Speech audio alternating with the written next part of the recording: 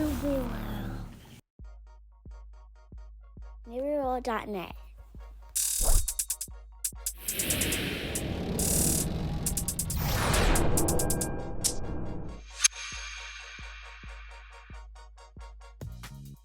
Welcome back to episode 3 of the N.U.B.Y World Academy podcast. As always, I'm your host, Jason Love, aka Mr. Love, the curator of culture. I'm joined by my fantastic co-host. Here to make you think, I have Mr. Dennis Griffin. Also, straight from the Literacy Block MKE, I got Dr. Jeanette Russell. How's everybody doing today? Doing pretty good. Man, it's been a great week. Glad to be here again. Man, we living out the dream of taking our experiences and being able to share. We've been getting some great feedback. Just to let everybody know, we're taking this feedback, hoping that we can improve upon things each week as we continue to move forward. Now, before we get into anything today, I do have a disclaimer prepared that I would like to share with our viewers and our listeners. So, any of the thoughts and opinions shared on this podcast belong solely to the members of the cast. This is not a reflection of the school districts and companies who employ us. These are just our thoughts and views and aren't intended for anything further than the entertainment and information for our viewers and listeners. So now back to our scheduled program. Today, our topic is student achievement. Now, when I think of student achievement... Oh, yep. Mm-hmm. Excuse me, Mr. Love. I got to interrupt you. A big moment happened, and we got to acknowledge this big moment. Everybody out there, please help us wish Dr. Russell a happy birthday. She just celebrated a birthday, and she is a twin, so her and her twin, I'm not going to say her twin's name, so I'm not sure if I have permission to do that, but happy birthday to both of y'all. Thank you very much. I appreciate it. Thank you. I appreciate it. Yeah, man, I always can take a break to celebrate, man. And that's the thing out there too for you educators and you leaders.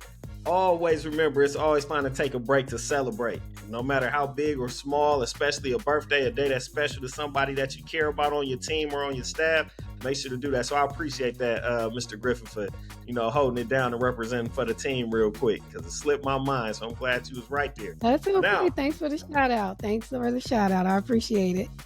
Yeah, and now for the topic, we're talking today. We're talking about student achievement, and so when I think about student achievement, just me personally as an educator, when I was in the classroom, is I just felt like I wanted my students better when they left me than they were before they walked into my classroom. So that could be academically, that can be character-wise as a person, that can be emotionally. Just, I want you to be a better, just overall person. To me, that was all the achievement that I personally cared about. I know it's bigger and broader, and we're going to dive into some of those concepts today, but that's just my own personal opinion. So now, what does student achievement truly mean in today's educational landscape? I'll take that one, Mr. Love. So for me, my personal general definition of student achievement, it typically refers to measurable performance outcomes when we are thinking about student achievement in academic areas.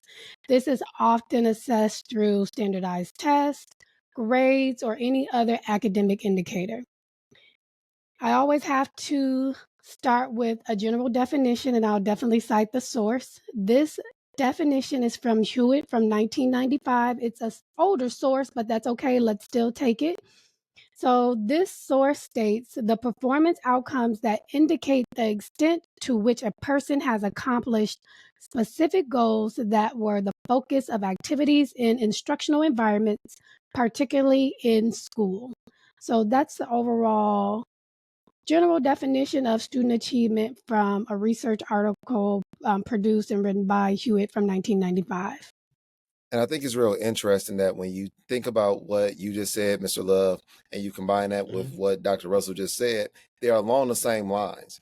And when you apply that, when you really think about the purpose of school right now, we know schools are a microcosm of society. The stronger the schools are, the stronger our societies will become. Schools are a pillar of all societies. And at the end of the day, the goal is to guarantee that students learn to a high level so they can be democratic citizens in our democratic society. We want them to be able to be critical thinkers. We want them to be able to be leaders that create change. But if you don't have the ability to critically think and be able to communicate your thoughts through the lens of achievement, then our entire society is really going to change. at the school level, we're going to talk about many factors in a few moments, but there's always this conversation around how do you measure student achievement? And it varies from person to person. And that's why I appreciate you both sharing your definitions right away. Because for some people, it's the kids behave today. That's student achievement. For some of us, it's, hey, I'm preparing you for next year. I'm preparing you for graduation. I'm preparing you for college. So here is the standard. And based on this standard, where do you rank in a proficiency standpoint, or where do you rank in a growth standpoint? Both are key components of learning and measuring student achievement. But I have a personal opinion that I'm going to share later that one does exceed the other just by a little bit. Now let's talk about some of the factors that can hinder student achievement. So let's throw some of those out there. So one factor that I think that definitely hinders student achievement, one would be teacher quality. And I know a lot of us think that we are ready for the classroom right away when it comes to how to assess our students. Right away, when I start working with teachers and when they want to say, okay, we have to deliver this assessment or administer this assessment, what are you going to do with that data after you administer an assessment? If you're not going to look at that data after the assessment, then there's no need to give that assessment. So first think about your definition of student achievement. What are you going to assess and why are you assessing it? Then you definitely have to know what assessments are used for, like formative assessments, summative assessments, and so forth. So if teachers don't necessarily know when to deliver or administer an assessment or what to do with that data, that's going to hinder student achievement. So going back to number one being teacher quality, we have to think Doc, about our teacher preparation programs. Go ahead, Dennis. and Doc, I'm going to share a truthful moment with both of you right now from when I first started teaching. When I first started teaching, I kept hearing, what are you going to do with the data? Look at this formative assessment. Look at this summative assessment. Mhm. And I'm going to be honest with you guys. For the first 3 years, maybe 5, I had no idea what that really meant. All I knew, I was grading papers, and I'm like, oh, I'm stressing myself out. This many kids didn't get it. And here's what I would do. I would go back and I would teach the same lesson the same way to the kids that got it and to the kids that didn't get it. And here's the problem with that. If I'm teaching the same lesson to the kids that already have mastered this knowledge, what do you think they're doing? They're not learning anything at that point in time. Or I will play the game of, hey, can you go help this student out while I go reteach it to the majority of the students that didn't get it? I'm still, to a certain degree, holding them back, even though they are growing in the ability to communicate and help their peers, which is very critical. On the other end, one of the things that I've noticed, and this holds true to this day, as educators, we do a really good job of identifying the kids that get it and the kids that don't get it. But when it talks to, you're at this point, how do I move you from this point to this point? How do I move you from step C to step D to C, A to B? I struggle there. So I'm glad you brought up the point about like teacher programs. I wish I was in your class when I first started, because I know you would have helped prepare me. So I wouldn't have been sitting at school at night trying to figure out like, what do they mean? Use the data to inform my instruction. I mean, I'm going right back to why are you delivering this assessment and what are you going to do with the data? So going back to something that hinders student achievement. So number one, teacher quality. We have to think about how our teacher preparation programs are showing up for some of our teachers. We also have to think about where are the entry level teachers being placed when we think about teacher quality. Because once you get about 3 to 5 years underneath your belt, then you're going to another district. So you're getting some of that learning from one district that you were hired in and then moving on to another school district or another school. So we have to think about, how do we retain our teachers? How do we retain great teachers? So Man, teacher quality. very valuable. Before I go on to another hinder, I want to give a comment, kind of like Dennis just mentioned when he was in his early years. So when I started teaching, I was in the same building as Doc. Doc was already like a veteran teacher, but if you remember, Doc, when we were at Young Leaders Academy, we had to do these binders, and they were called map binders. And so you had to like take all your kids' assessments and like make this big binder and break down where everybody was at the beginning of the year, the middle of the year, and the end of the year. And so even though you might not have known what to do with the data, you was super accountable for it, because that also was like, because we're working in charter. that could be the difference of you even being asked to come back, because we would sit down with our administrators at the end of the school year. They'll randomly go to a kid and be like, explain this kid to me. And if that kid didn't meet goals, it was, so what did you do to help that kid to get towards any goals, even if they might have missed, or if a kid did surpass their goals, you had to say like what you did. So it kind of threw you in the fire to make you, if not knowing what to do with the data, you at least value all that data that you got. But now jumping back on where I'm supposed to be with like the hindrance, another thing that can hinder student achievement is family engagement or lack of family engagement. I know at a lot of schools that's a big thing. When I interview teachers, one of their questions that they ask when it's their turn, they ask about parent and family engagement, and they want to know, are families active in the school?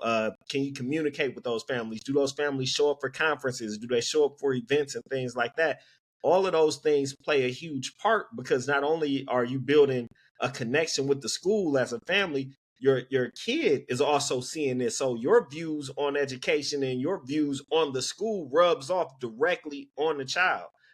If it's a mom or dad that doesn't like the teacher, that kid is going to pick that up. They're hearing the conversations at home, and that lack of respect or that misbehavior that's happening in the room is a direct connection or reflection of what's being voiced or discussed at home. So definitely family engagement plays a huge part. Those just, and also I don't want to say just because you're active it means your kid is going to be like super high achieving, but it does matter and it does play a big part. Do you got anything else to add to that, Dennis? When you think about it, Mr. Love, you said it the best, that it doesn't necessarily guarantee it, but it is a connection that shows like we're a community. And that's the part of, Right. of the student achievement conversation that we really got to add to for everyone. It's not just about the classroom teacher. It's not just about the family down the street. The people in your neighborhood are a part of the goals that will allow you to achieve academically within the confines of your school. We're all in this together, whether it's outside of school tutoring, whether it's buddy homework. And one of the things, like when we talk about the student achievement piece from a parent standpoint, just because your kid does homework does not mean they're going to achieve the standard. Homework has different skill set that allows you, that teaches you different things, and it is an enhancement and it will help. And we'll have some conversations about homework on another episode. But just the homework piece won't necessarily guarantee it, but it should reinforce the learning that happened and that was acquired that day. Go ahead, Doc, like you was about to chime in on that. Yeah, I am about the homework piece, because how many times do we assign homework that we didn't teach or go over in class that day, or it's just busy work? And then again, homework doesn't necessarily mean proficiency or growth in a certain area. That's mainly extra practice in a sense. But if you're assigning homework, it should be something that a student can complete independently on their own. And I'm But gonna like you add, said, that's another topic for another day. but since you said that, there are two things I gotta add from the teacher quality standpoint. If you're gonna sign it, make sure you give feedback on it. And parents, whatever you do not do your kids' homework. Please, please, please do not do your kids' homework. Guess what? Everybody knows when your kid comes to class. All right? Please, we would prefer you just to write a note and say, hey, Johnny was struggling with X, Y, and Z, especially with the new curriculums and things like that. I learned it one way, they learned it a different way. Just communicate. And that's what Mr. Love is really talking about, that parental engagement. A quick email is parental engagement. Yeah. So that's what we're talking about from that I'm standpoint. going back to that homework piece, Dennis, because how many times have we assigned homework that we did not even review for that day? Doc, plenty of times. Right. All right? It Right. happens. Doc, So I'm just going to be honest with you, especially them first years. And I'm going to be honest, I grew up doing homework. The school I went to, one of the best middle schools around, is where this started. My principal would get on the bus and make sure every kid had 2 books in their book bag. And if you did not have 2 books in your book bag, you had to run back into school and get it before the bus left you. And he was adamant that you needed to have your books in order to learn. But that's because you took the books home. Doesn't mean you did the homework. Doesn't mean you didn't copy somebody else's homework. Yes, parents, kids still do copy off of each other's homework, even with Chromebooks and everything else. It doesn't guarantee student achievement. And then how many times do teachers grade the homework? And like you said, Dennis, providing feedback to that homework. But what did you do when students return the homework? I mean, giving it a check plus, what does that mean? Or Hey, just I was putting just about to say. Hey, if you turned in homework in Mr. Love class and it was all got a check done, I ain't plus. even reading your answer. You got that check plus. If it was halfway done, you got that check. If it was barely done, you got that check minus. And if it didn't have nothing on it, I just made a 0 up on there. That's all So you was getting. I I wasn't feel like that's recording it or busy nothing. work. I feel Now, like that's busy work. now With that I'm gonna check push plus. back in this one area. One of the things, and that goes into the student achievement conversation, is building kids' confidence. So when I used to give homework, you only got 2 grades. If you did every single problem, you got 100. I don't care if you got every single problem wrong, as long as I know you went home and you tried, and when I called on you to go to the board, you can give me a legitimate answer or attempt. Because once I know where you fell short in the learning, I can now assist you in the learning, and then I can guarantee the student achievement part of it. However, if you bring me a problem you didn't even try, we're at block 1. I don't We, know if you understand the concept or anything. we're going down this rabbit hole because what we need to start thinking about differentiated homework. Like I said, homework should go home if a student is able to complete the homework independently. Now I already know if I'm giving this assignment to a student and I'm assigning it as homework, I already know if they're going to be able to complete that assignment independently. I agree with you, Doc, 100%. But one of the things that I noticed when I gave students the option of hey, you did all the homework, you tried every problem, it built a level of confidence, and it starts to get into the mindset of student achievement doesn't come without the ability to fail sometimes. Student achievement does not come without you thinking you have to know everything. Because if the kids knew everything, why would they be in school? The parents wouldn't send them to us. So that helped break down that barrier, because the first barrier that I faced, especially teaching mathematics at first, was, oh my goodness, in math the answer is only right or wrong. And every kid wants to be a star. They want to go to the board, but they lost their way because you don't want to get it wrong in front of your friends. So we curtailed that. Why? If you went to the board, whether you got the answer right or wrong, the entire class had to applaud you. If one clap, we all clap. And then all of a sudden, everybody wants to go to the board. And over time, that confidence led to more and more students taking risks. And guess what?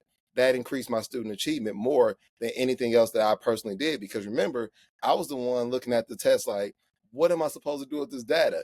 The kids just didn't get it. And I'm trying to, and I'm putting the pressure on me, and I'm starting to collaborate. And this is why we say, if you go back to our very first episode, Mr. Love, about hitting that wall, you cannot work in isolation as a teacher and think you're going to have high levels of student achievement all the time. Your school won't be great, and your kids will not benefit that way. Right now we didn't whooped homework enough. We're gonna have to bring it back.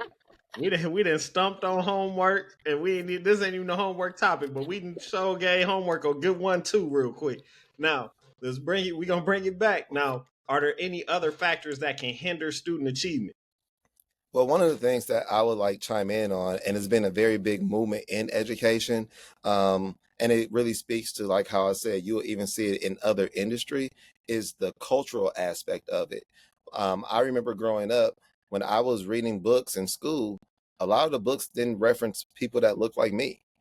They weren't my heroes. They weren't people that I could connect to per se.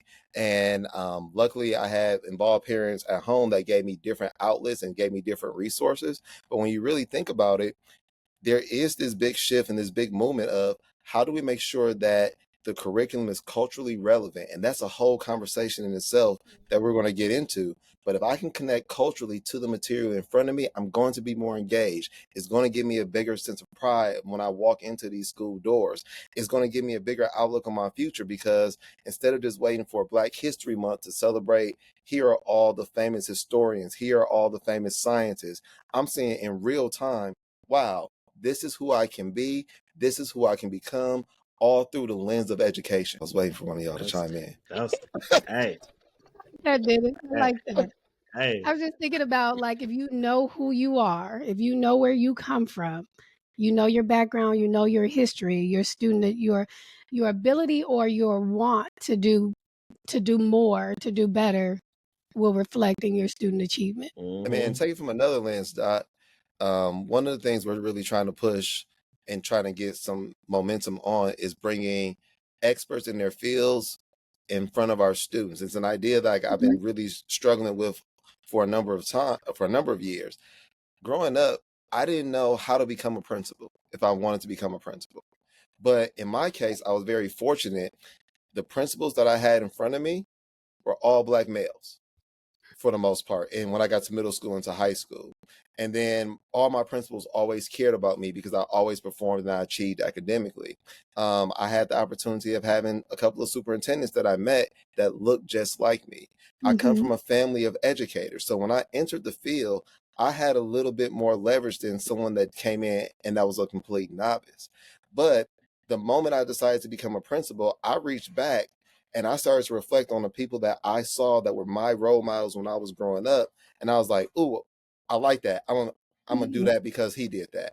I'm gonna wearing a suit because he used to do that. I'm gonna be quiet in the hallways and sneak up on kids a little because this is what this principal did. So having those examples goes back to that culturally relevant piece, because when you see what you can become, you're more inclined to try to achieve to become that. And then it's just to share a little bit of my story. That's definitely how I became a teacher. I did not go to school to become an educator. I was in a whole completely different field. It wasn't until I went back home to Chicago where I said, okay, I want to be a substitute teacher for a little while I'm in between jobs. So I did that for a while, and I was thinking like, okay, I'm teaching in school settings where all of the kids look like me, brown and Black kids. That's who I'm teaching. But they would always say to me, oh, I'm the first Black teacher that they've ever had. So that's definitely why one of the reasons why I decided to stick with being in the field of education. And that in You itself was is a like very powerful story, Doc. you was like the reverse of Ruby Bridges. You was the reverse. Okay. Oh, trust, we gonna get to talking about Ruby Bridges because Doc had Ruby Bridges down packed. It's Black History Month. Oh yeah, Doc my had that. door. Yeah. I decorated my Yeah. door with Ruby Bridges, and okay, I remember. You can share that picture and tell that story. I'm telling you, dude. Hey, I'm keeping nothing but receipts on this journey on Newbie World Academy podcast. This is gonna be a journey, and we got a lot of receipts and memories that we're gonna be bringing up. So now we talked about a bunch of things and factors that can hinder student achievement. So now we know what it is and how it can be hindered. How is it measured? So how do we measure student achievement? So the first thing, we can definitely measure student achievement using our standardized tests. And the first assessment that I definitely want to talk about is our state assessments. Our state assessment in Wisconsin being the Ford exam, but then think about the national assessment that we use in 4th grade and 8th grade, where we test students every 2 years using NAEP. And NAEP stands for the National Assessment of Educational Progress. So I'm just going to read off a few NAEP stats in the state of Wisconsin. So let me pull that up really quick. So these are the latest results from 2022. So for 4th grade math in the state of Wisconsin, the average score for 4th grade math was 235, which is lower than the national average score of 240. 8th grade math, the average score for Wisconsin was 277, while the national average was slightly higher at 279. 4th grade reading, Wisconsin scored an average of 215 compared to the national average of 216. And then 8th grade reading, Wisconsin students scored 261 on average, while the national average was 259. And this is right from the NAEP website for the 2022 test scores. And the thing is, when we talk about test scores, everybody wants to go to the school that has the best test scores, but that doesn't mean necessarily that that's the best school. There are a lot of factors that go into what makes a great school, but that's for another conversation as well. However, we do want to be able to have conversations that happen within our school. And sometimes we look at the test scores, but when you look at the state test scores, one of the problems is that happens once a year. But everything that you're doing leading up to that comes in the process of either a summative or a formative assessment within the school. Formative assessments are the daily check-ins, the weekly check-ins, the unit check-ins that measure the learning of the students to the standard. And that's what teachers really utilize, and that's what they provide feedback to students on, and that's the feedback that parents should be wanting to have conversations about. One of the things that we're getting better at our school is trying to communicate through the standards with the teachers, but not just with the teachers, also with the family, saying These are the standards that we're measuring. And this is the amount of progress that your child has made to that standard. And one of the key things that we have to talk about when we talk about student achievement is this. Just because your student is not proficient today does not mean they're not going to be proficient 2 months from now. We have to get away from this timeline of you have to know this right now today. Now, how we go about moving the students in that learning process happens through our PLCs in regards to how we're going to move and monitor that student data.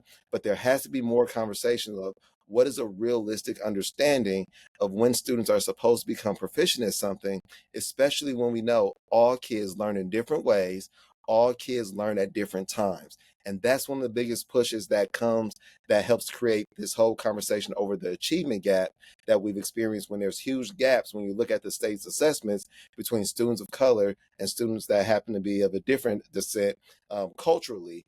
And you have to disaggregate the data.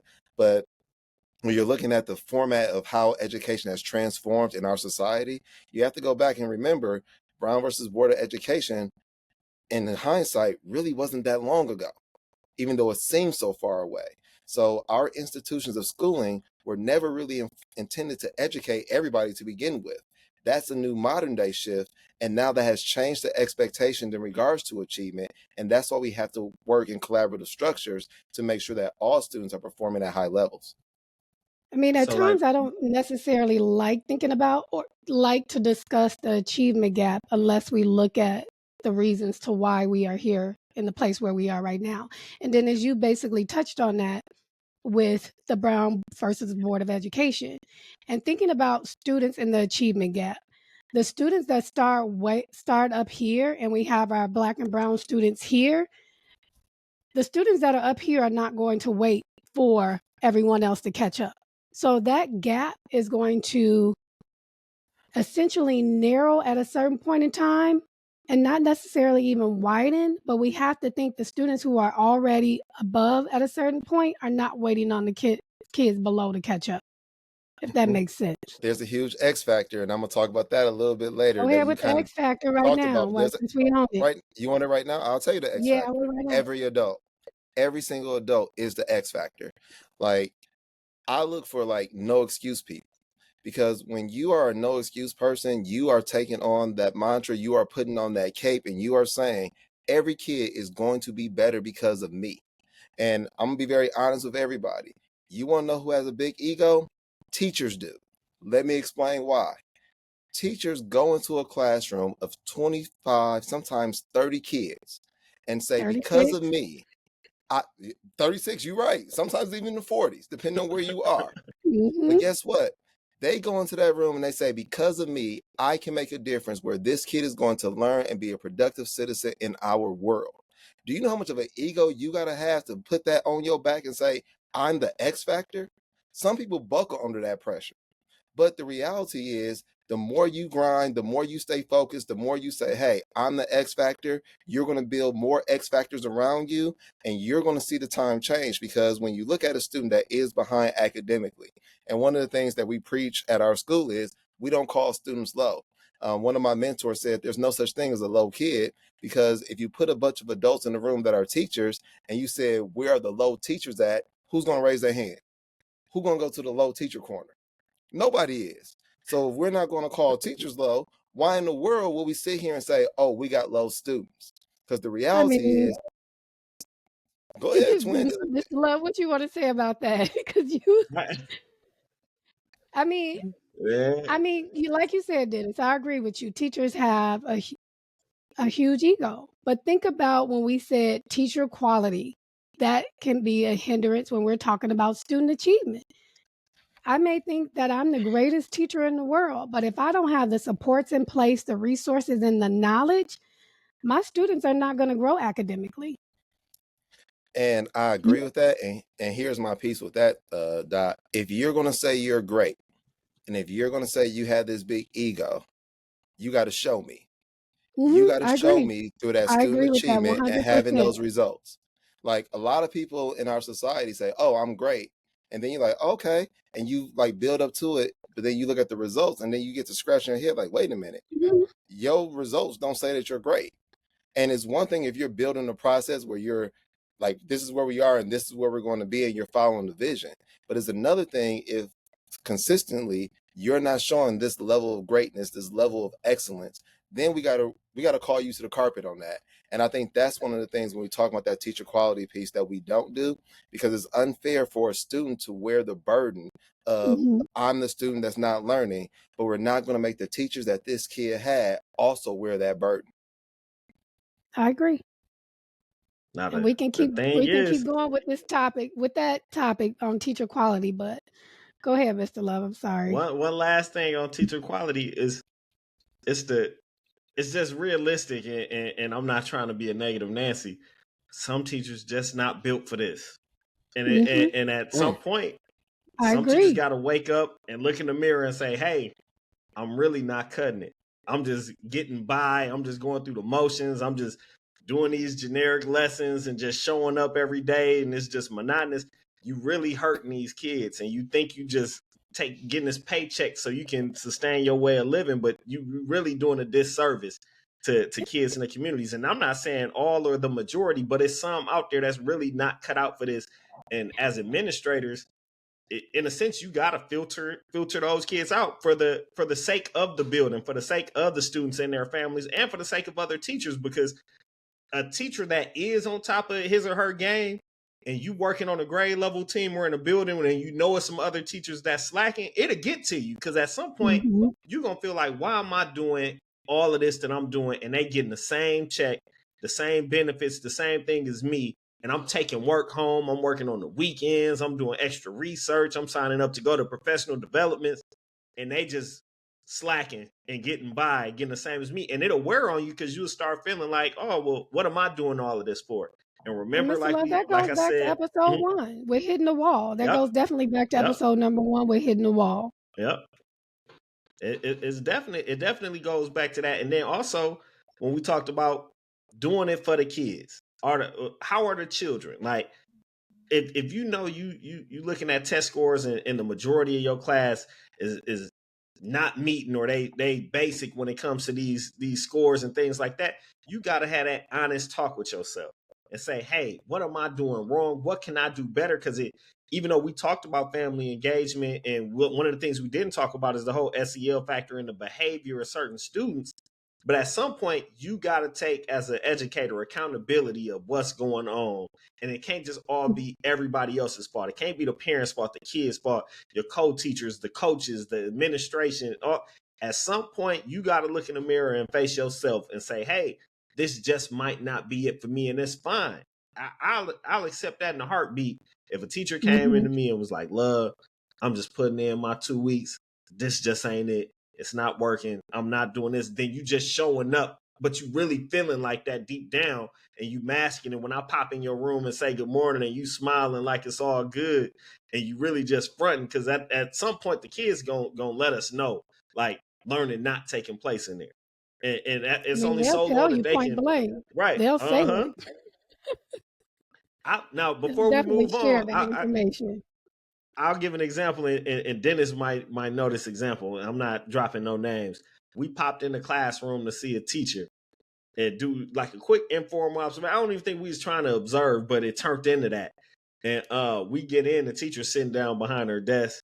All of a sudden, she jump up, start walking around, acting like she interacted. And when I tell you the look of disgust on some of these kids' faces when she walked up on them, trying to lean over and look at what they was working on, I was like, what you doing? Because they tell them, you don't usually do that. You doing that because Mm-hmm. me and Dennis walked in the room, or I walked in the room. Like, the kids gonna let it be known, like, that you not taking care of business.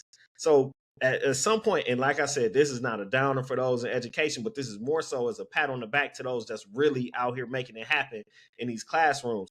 If you know you need some help, or you know you're struggling, it's either A, turn around and make that change and look for that help, that support, and anything that you need to get better at your craft, or B, hey, this is just not for you.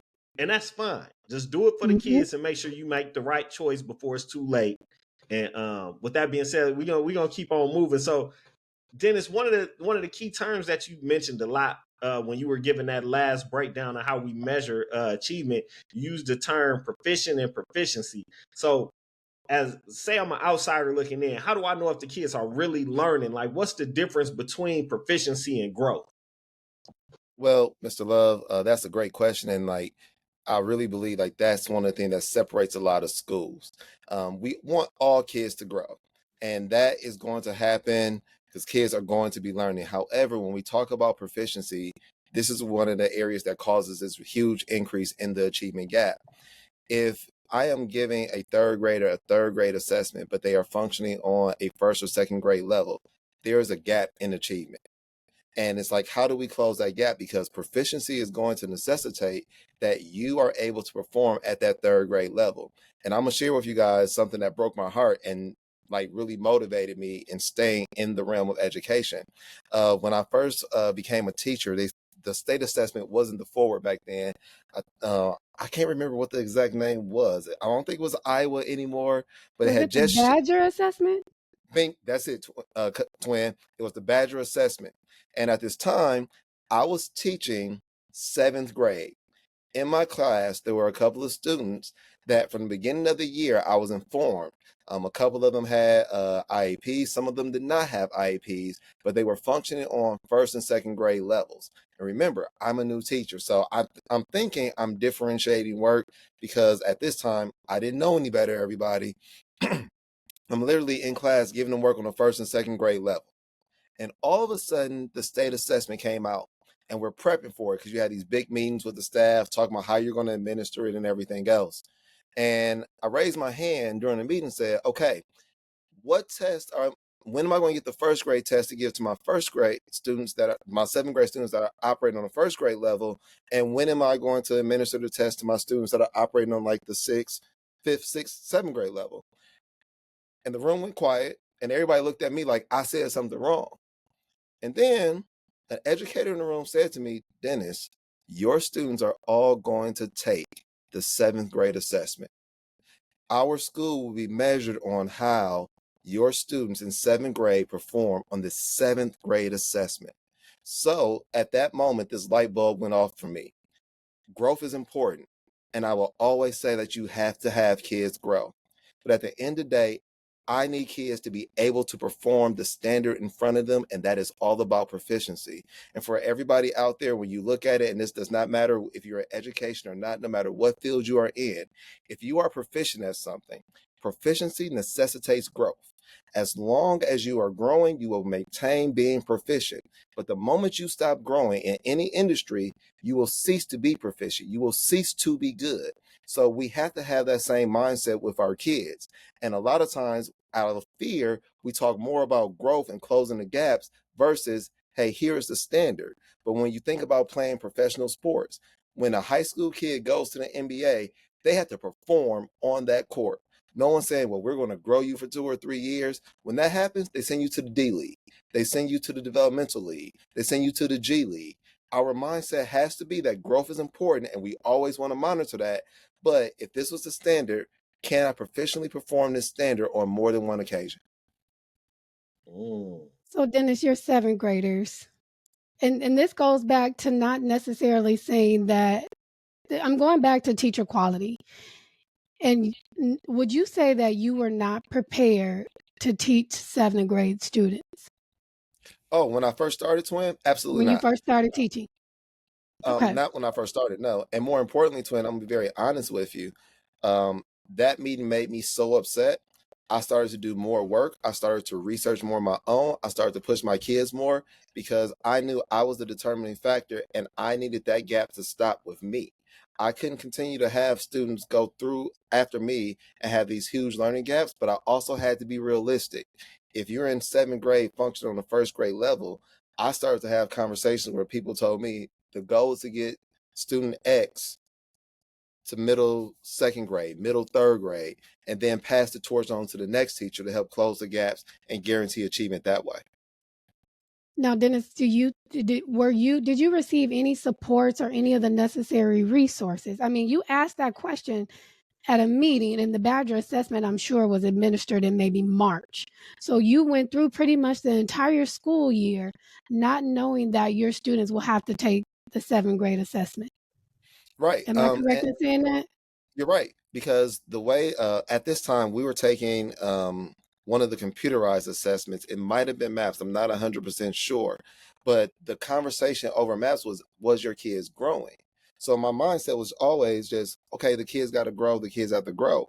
But once that happened, twin, I promise you, I almost cried because I was devastated because Mr. Love, and you just said it. I felt like I was the teacher that was doing a disservice to Mhm. the kids. Mm-hmm. Even though I was pushing them hard, even though I was being a great role model, when I heard that I did not prepare my kids to the level to perform on that seventh grade assessment, the ones that were not at that ability level yet, I, I struggle with that. Well, you don't know what you don't know. I mean, you didn't know that you needed to prepare your students, or you thought your students were going to take a first grade assessment. Mm-hmm. And I mean, there should probably were other teachers in that same room with you thinking the same thing. They just didn't want to ask it. And you had enough confidence to just say, let me ask this question. I mean, I would appreciate that question coming from a new teacher. I feel like new teachers should definitely ask that question. But that's what separates. That's when you know your purpose is really into it, because you have a flip of mindset and you're like, I'm going to be that factor that's going to make a difference. And there's other things like Mr. Love talked about in regards to achievement that wasn't just academic, but I knew when I became an educator, I was going to be the person that helped start the revolution, that was going to close all these achievement gaps, that was going to guarantee high levels of excellence, that was going to make sure that kids would have the ability to pursue their dreams, but also achieve their dreams, and like have realistic expectations of they're going to be the next changers of our world as well. I'm going back to my analogy that I made about the achievement gap, thinking about the kids that are scoring at a certain level. They're not going to wait on the students that are well below them to catch up. They're just going to keep moving forward. And students may not be proficient in a certain area, but you'll definitely see growth. You won't see students. If a student is starting at, when I'm thinking about literacy skills, if a student is reading maybe skills that are typically taught in first grade and they are in third grade or fourth grade, they're not going to necessarily catch up. They definitely will grow, like you were saying, Dennis, but they're not going to catch up to fourth grade reading skills or the skills typically taught in fourth grade when it comes to reading. Not in that year, but No, if there's a definitely not in that year. Mhm. But then But let's say they'll move on to second grade. I mean, they'll move on, if they're in fourth grade, they'll move on to fifth grade. But then now they have caught up at least one grade level worth of material. There's still going to be a gap. I mean, we don't want kids to accelerate to the point where they cannot apply their skills outside of the classroom.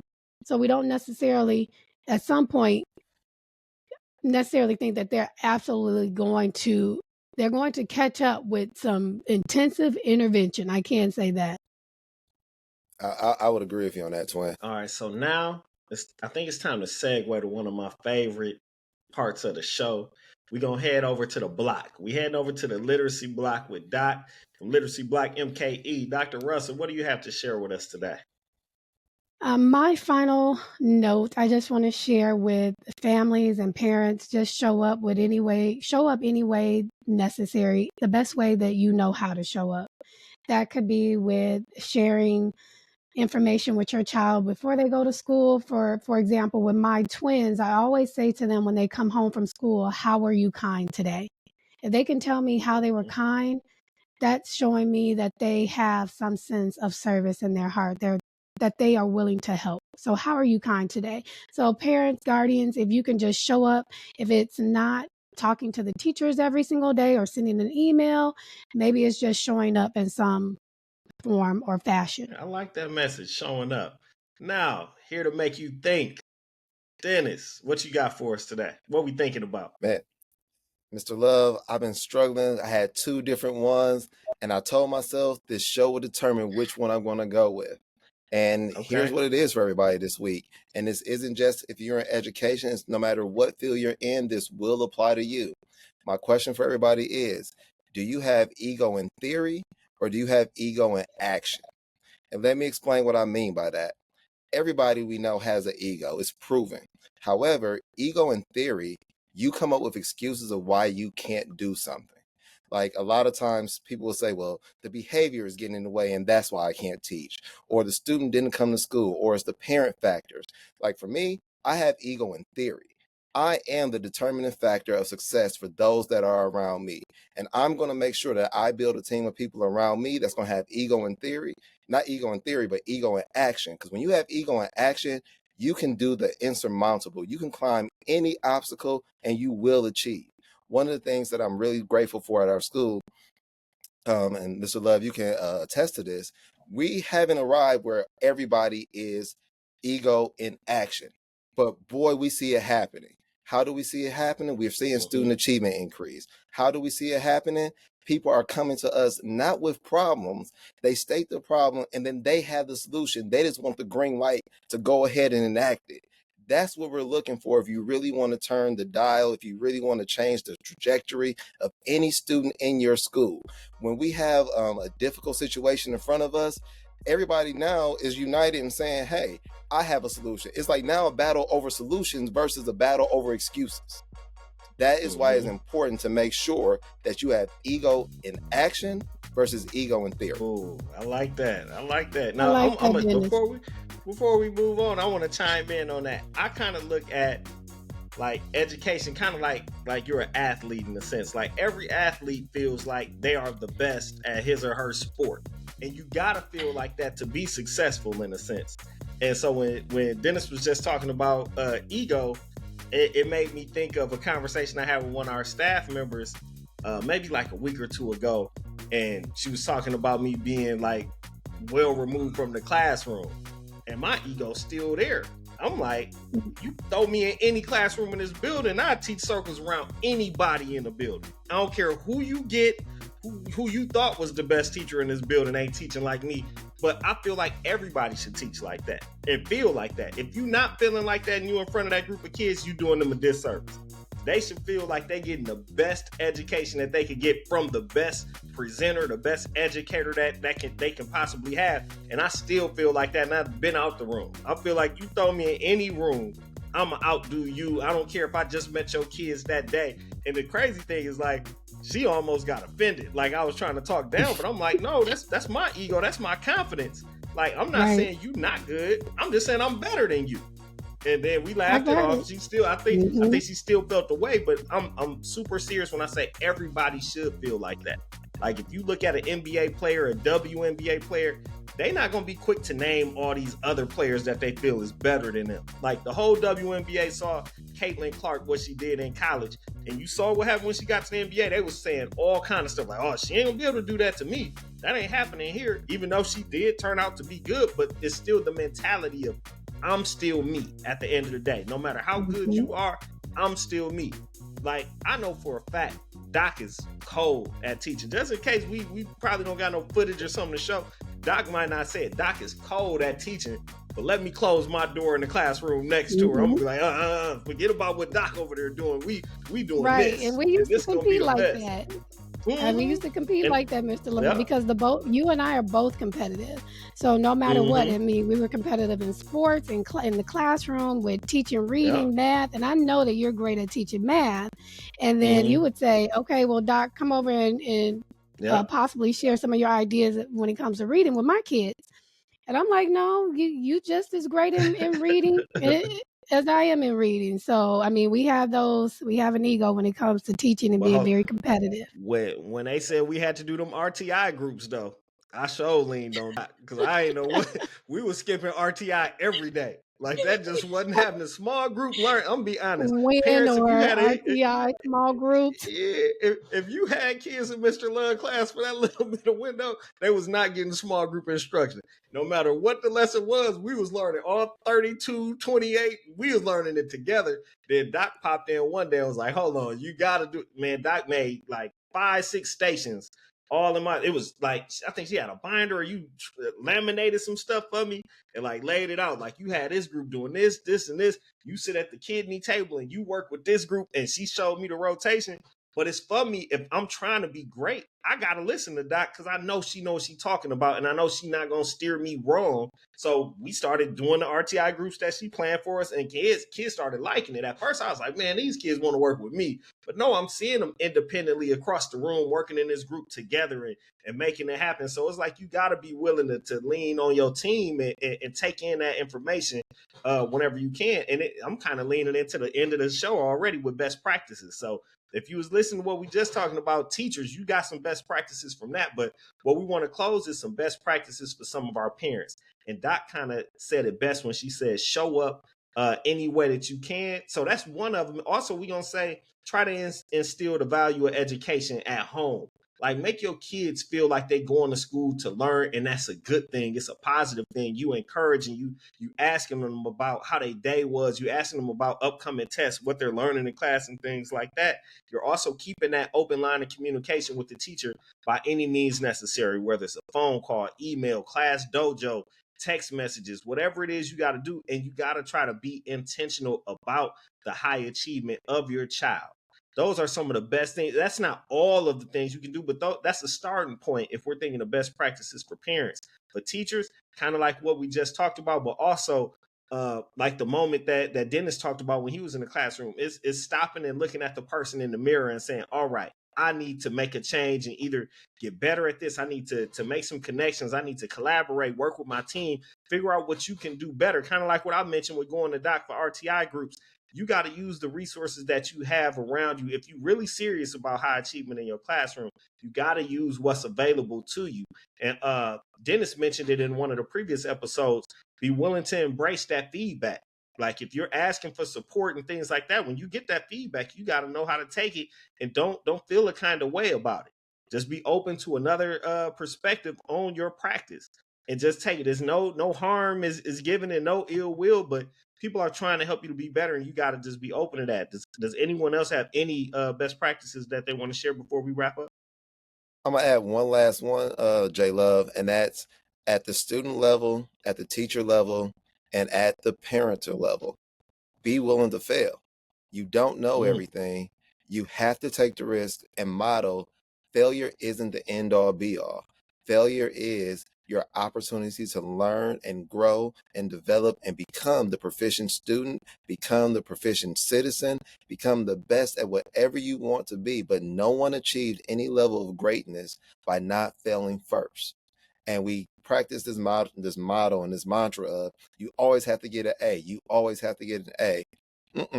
If a student goes from a D to a C, that should be celebrated because that's the springboard to getting to the A. And I know, like, we see everybody posting on social media, my students are 3.7, my students are 4.0. It's not about right now. It's great. But what about at the end of the day? I have a lot of friends. They weren't the best students in school. And there are a lot of factors that we talked about on today's show that stopped them from being one of the best factors in school. But at the end of the day, how they were able to curtail their careers, you would have been like, man, you've always been a genius. And the reality is they said, no one believed in me. So make sure that you're believing in everybody every single day, because that confidence is going to take you and them to the next level. I like that. Doc, any last words before we wrap up? No last words from me. I think I'm good. With that being said, we're bringing episode 3 to a close. I want to remind everybody to please make sure to like the video, subscribe to the channel, leave a comment, share the video as much as possible, send it to your family, your friends, other educators. Hey, and like I say, I do some of these videos at school and I tell the kids, if you like the video, then like the video. So make sure you click like. It goes a long way. We are thankful for all of our viewers, especially if you made it this far. We will see you next time, and we're out of here. N.U.B.Y World Academy Podcast, episode 3 is a wrap. And we go. Say thank you for watching. Thank you for watching. Like and subscribe.